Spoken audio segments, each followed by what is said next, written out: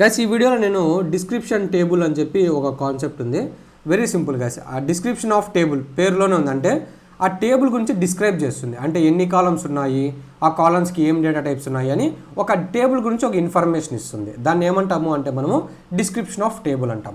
అయితే ప్రాక్టికల్గా ఆ టేబుల్ యొక్క డిస్క్రిప్షన్ ఎలా చూడాలి అంటే మనకు ఒక రిజర్వ్డ్ వర్డ్ ఉంది, ఒక ప్రీడిఫైన్ వర్డ్ ఉంది. దాన్ని ఏమంటాము అంటే డిఈఎస్సి అంటాం.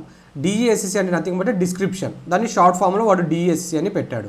దాని తర్వాత మనము ఏ టేబుల్ నేమ్ యొక్క డిస్క్రిప్షన్ చూడాలో ఆ టేబుల్ నేమ్ ఇవ్వాలి. ఫర్ ఎగ్జాంపుల్ ఇక్కడ నాకు SQL కోర్స్ అని ఉంది కదా, ఇక్కడ నేను దాని నేమ్ చేంజ్ చేసేస్తాను కదా రీనేమ్ చేసినప్పుడు. సో నేను దీన్ని కాపీ చేస్తున్నా, SQL కోర్స్ ఫర్ బిగినర్స్ అని. సో ఇక్కడ పేస్ట్ చేసి సెమీకోలన్ ఇచ్చా. ఇప్పుడు నేను దీన్ని రన్ చేస్తా, దీని అవుట్పుట్ అబ్జర్వ్ చేయండి.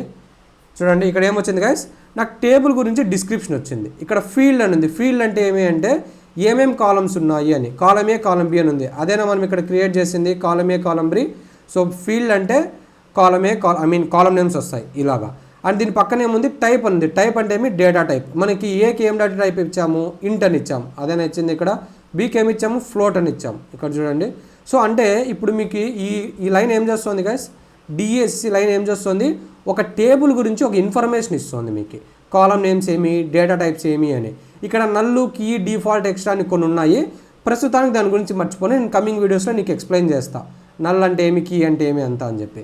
బట్ మీరు ఈ వీడియోలో గుర్తుపెట్టుకోవాల్సింది ఫీల్డ్ అంటే కాలమ్ నేమ్స్ అని. ఈ టేబుల్లో ఏమేమి కాలమ్ నేమ్స్ ఉన్నాయో అవన్నీ ఇక్కడ డిస్ప్లే చేస్తుంది.